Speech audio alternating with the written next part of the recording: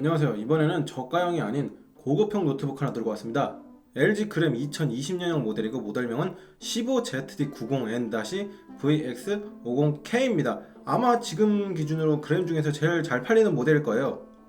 물론 아시겠지만 가성비로 따지기에 대기업 제품은 썩 좋은 건 아닙니다. 그런데 사람들이 누구나 가성비가 좋은 제품을 찾는 것은 아닙니다. 동급 성능 대비 LG 노트북이 삼성 노트북보다 한 20만원에서 30만원 정도 저렴하니까 삼성 노트북을 구매하지 않고 LG 노트북을 구매하는 경우도 있어요. 물론 그 이하급에 대해서는 브랜드 네이밍으로 인해서 가격이 떨어지긴 하니까 가격이 저렴한 제품을 고를 예정인 분들은 이 제품 선택을 하지 않는 게 좋습니다. 그러면 노트북 상자를 개봉하고 언박싱 한번 해보겠습니다. 같이 보실까요?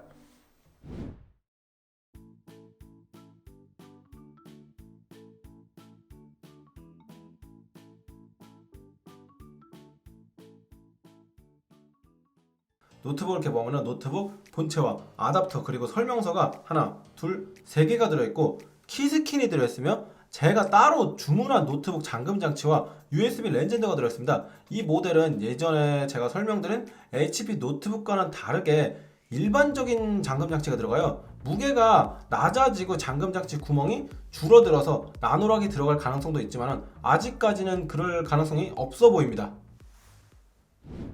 노트북 위쪽을 보면은 노트북 손상을 방지하게 보호 필름이 붙어 있고 아래쪽도 보호 필름이 붙어 있는 데다가 양 사이드 위, 아래, 가운데로 고무가 작게 붙어 있어서 미끄럼 방지용으로 사용됩니다. 그리고 아래쪽 고무 주변에는 구멍이 작게 여러 개 뚫려 있는데 1.5W 스피커 2개가 장착되어 있습니다.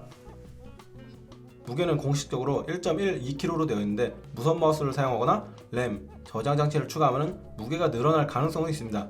노트북 특성상 무게가 가벼워질수록 가격이 상승하는데 그램 노트북의 가격이 높은 원인 중 하나이기도 해요. 노트북 왼쪽으로는 아답터 단자와 USB 3.1 A 포트 단자, HDMI 단자, 그리고 USB C 타입 단자, 아답터 충전 등으로 되어 있습니다. 여기서 중요한 거는 USB C 타입 단자인데요. 이게 무려 썬더볼트 3 단자입니다. 이 단자가 달려있으면 보조 배터리를 이용해서 노트북 충전이 가능한 USB PD 적용이 되고 HDMI 포트 없이 디스플레이 출력도 돼요. 예전이랑 다르게 이 포트로 디스플레이 출력을 하면 전송 속도가 초당 40GBps라서 끊기는 현상이 없습니다. 실제 준비가 안 돼서 직접 보여드리지는 못하는데 어쨌든 엄청난 포트이면 틀림없습니다. 이런 부분이 모두 가격 상승의 원인이니까 노트북 구매 전에 작게 생각해보는 것도 좋아요.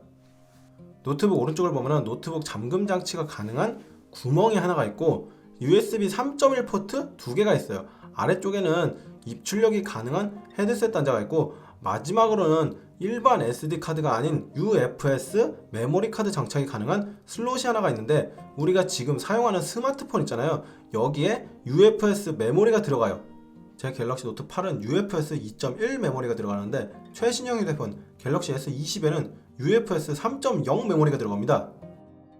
이걸 한번 사서 써볼까 했는데 가격이 조금 비싸요. 일반 메모리 카드에 1.5배 정도 하지만 속도가 그만큼 빠르니까 속도를 중요하게 생각하는 분들은 이 제품 괜찮다고 봅니다. 디스플레이는 15.6인치 풀 HD IPS 디스플레이가 적용되었고 광시야각입니다. 그리고 몇 년 전부터 베젤을 줄여서 노트북 크기를 작게 보이게 만들었는데 이 모델 역시 동일하게 베젤이 작습니다. 전원 버튼에 지문 인식 기능이 들어가 있는데 맥북 신형에 있는 걸 가져온 것 같아요. 그냥 가져오면 특허에 휘말릴 가능성이 있으니까 아마 속에 들어가 있는 기술은 다를 겁니다. 그리고 특이하게 오른쪽에 숫자 키가 달려 있습니다. 이게 장점이 될 수도 있고 단점이 될 수도 있는데 노트북에 대부분 숫자 키를 넣지 않는 이유는 키보드 타이핑을 할 때 양손이 왼쪽으로 쏠린 채로 타이핑을 해야 돼요. 이거는 아마 구매 즉시는 느끼지 못하고 사용을 하다 보면 이게 장점인지 단점인지 몸으로 느낄 수 있을 겁니다. 제 생각이긴 하지만 굳이 숫자 키를 넣었어야 했나 싶긴 합니다. 동일 스펙의 모니터 크기만 14인치인 모델에는 숫자 키가 없거든요. 그리고 어두울 때는 키보드에 백라이트를 켤 수 있는데 2단계로 밝기 조절이 가능합니다. 이걸 켜면은 키 사이사이로 불이 들어오니까 어두운 데서도 키 구분이 잘 됩니다. 계속 이야기하지만은 이런 세세한 부분 하나하나가 가격 상승의 요인이 될 수 있어요. 터치패드는 멀티터치를 지원하는 거 요거 외에는 뭐 별거 없고, 배터리는 올데이 배터리라고 적혀있는 거 보이시죠? 한때 그램 부재가 올데이였던 이름에 맞게 무려 80입니다. 가성비를 중요하게 생각하는 노트북들은 평균 배터리 양이 40에서 50 정도고 40 이하 제품도 흔하게 있어요. CPU는 i5 10세대 아이스레이크가 장착되어 있는데 그래픽이 UHD 내장 그래픽이 아닌 아이리스 플러스가 달려있어요. 이 둘을 구분하는 기준은 CPU 모델명 뒤에 G1이 붙어있으면 UHD 그래픽, G4, G7이 붙어있으면 아이리스 플러스입니다. 둘의 성능 차이가 1.5배 정도 발생한다고 보시면 되는데, 이것도 조금 문제가 있는 게 아이리스 플러스 5세대 CPU에 있었죠. 그걸 거의 그대로 가져온 거라서 수치상의 성능 차이는 조금 있을 수 있지만은 실제 체감 성능은 거의 없습니다. 그래도 비교 대상이 이전 5세대 CPU가 아닌 현 세대 UHD 그래픽이니까 좋게 넘어가자고요. 이 모델은 가격을 낮추려고 윈도우를 포함시키지 않은 모델인데, 노트북을 켜니까 윈도우 설치 과정을 알려주거든요. 이 부분은 인정. 제가 준비해둔 USB 메모리를 이용해서 윈도우 설치를 하고 속을 한번 들여다보겠습니다. 제가 램이랑 저장 장치를 추가했는데 제대로 장착되었겠죠? 윈도우 설치 과정은 다른 영상에서 소개해드리고 건너뛰겠습니다. 윈도우 설치가 완료되었는데 LG DNA 센터 플러스가 자동으로 열립니다. 이거는 펑션 키를 효과적으로 이용하거나 LG 노트북을 편하게 관리할 수 있게 만든 프로그램인데, 이거 원래 윈도우 미포함 모델들은 수동으로 홈페이지에서 다운로드 받아서 설치하는 걸로 알고 있거든요. 이걸 설치하면은 노트북 드라이버가 자동으로 다 설치될 거예요. 이게 윈도우를 설치하자마자 자동으로 뜬다니 놀라운데요. 이런 작은 부분에서까지 서비스를 해준다는 게 소비자 입장에서는 돈값을 한다고 생각하는 사람들도 분명 있을 거예요. 어쨌든 설치를 진행해 보겠습니다.